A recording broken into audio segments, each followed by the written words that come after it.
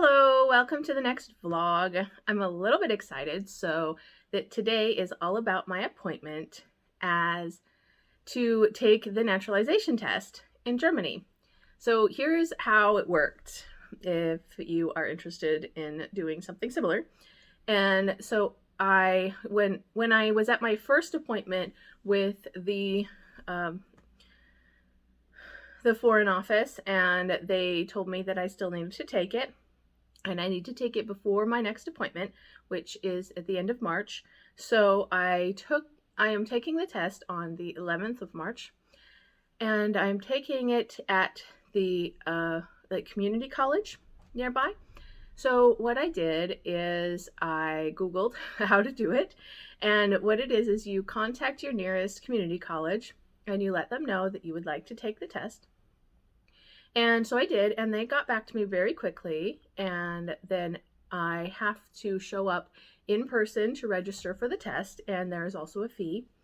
I believe was it 25 or was it 50? I can't remember now. I will update this. I will put it like down here once I look it up later, but yes, there was a fee for the test itself, and then I had to register with my information, my personal data. So I did that. And so now this is the day before the test. So I wanted to update you and get us to this point. and then I will let you know how it went afterwards. I'm not sure if I get the results immediately or if it has to be sent off somewhere to be officially test it anyway. And then they will come back. I don't know, but we will find out, and I will let you know how it goes. There is a total of 33 questions, 3 of which are about the Bundesland that I live in. And so we will see what they say. And I have to get at least 17 correct. And I will link up here a link to the try that I did to take the test in the beginning. Wait a second, it's on this side. Over here is the link. So I tried the naturalization test the first time, and you can see what my results were. My original results were I missed 5 of them, and since I only needed 17 correct, I had 27 or something like that, 28 correct. So I'm not super worried about it. I have been reviewing the book about it a little bit, but I'm not stressing about it. I really don't think it's going to be a major issue. So yeah, I'm excited. There are all of the possible questions are listed online. I will link that down below in the description. So if you want to look at those, you can. But yeah, I will update you soon on how it went. All right, I just got out of the test. I'm kind of surprised at how quickly that went. The test started at 10 o'clock. It is now 10:05. Okay, I have to admit I went through all of the possible questions completely from beginning to end this morning, before I came today. So as soon as I saw the question, I was like, oh, I know that one. Oh, I know that one. So there was one I wasn't sure about, but I think I probably got all but maybe that one correct. So I'm pretty confident, not overly concerned. They do not give you the results immediately. It's actually a flippin' paper test. I'm like, come on, people. What century are we in? Anyways, it doesn't matter. It's not that big a deal. So I don't know when I'm going to get the results, probably in the next week or two. But I'm not concerned. They did require you to show your identification card, and you had to leave it out the entire time. But I'm really proud of myself. I'm pretty sure it went really well, so yay. All right, so I just wanted to finish up the video for the naturalization test.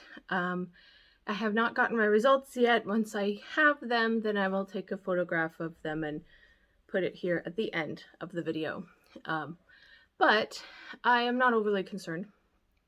So you heard me talk about the test itself immediately afterwards. However, what you didn't hear is the adventure on the way there. So in Europe, it's pretty common to live in an apartment where if you pull the door closed, it locks itself. Yeah. So you have to have a key when you leave the house, or else you'll be locked out. So what happened the day of the test was my ex-husband was picking up the children so that they will be watched while I was at my test. So the test was at 10 o'clock and he came at 9:30. And so he came on time. Everything was going smoothly so far, but it was a little chaotic just before we left the house. So the kids with their shoes on and everything, and do you have your bag? Do you have your jacket? Blah blah blah blah blah. It's winter, and so I got everything like ready to go. We left the house. I pulled the door closed, and as soon as I did that, I realized I don't have my key. What's more is I don't even have my car key, which means I can't even get to my appointment. So feeling very frustrated, and I mention it to my ex-husband, and he just looked at me and said, "You okay? Like, is there anything I can help with?" And I said, "I just locked myself out of the apartment. I'm gonna have to call a locksmith to open up the door so that I can get my key." And I'm a little frustrated because now I'm going to be late for my appointment. And I don't know if they'll even let me take it if I come late. And he said, "I can take you to your appointment." I said, "Really? Are you sure?" He said, "Sure." I said, "Okay, great. Awesome. Thank you so much." So I called the locksmith back and I asked him to come like 2 hours later. I wasn't sure how much time it was going to take, but I also needed to get some more cash because locksmiths around here only take cash. It's kind of just, it's a thing. Anyways, so we drive to the test and I get out and I take the test. And like I said, it only took a few minutes. And then I look around and I'm like, okay, how am I going to get back? So thank goodness we have our phones. So I was using the phone to discover what buses and trains or whatever I need to take back. And it turns out there was a bus that would take me more than 3/4 of the way, and then I could switch to a train, which would take me the rest of the way. So I did that. And on the way there, the locksmith said he's at the location. I'm like, I'm not. I'm on my way. I'm not there yet. And I also said I need to get some cash. Now, I live kind of outside of town, so there really isn't a lot of options as far as ATMs go. Plus, my card, for whatever reason, doesn't like going into a reader. It prefers the like the like no touch one. When you hold it in front of the no touch one, works every time. You put it inside a card reader, it works maybe once in 10 times.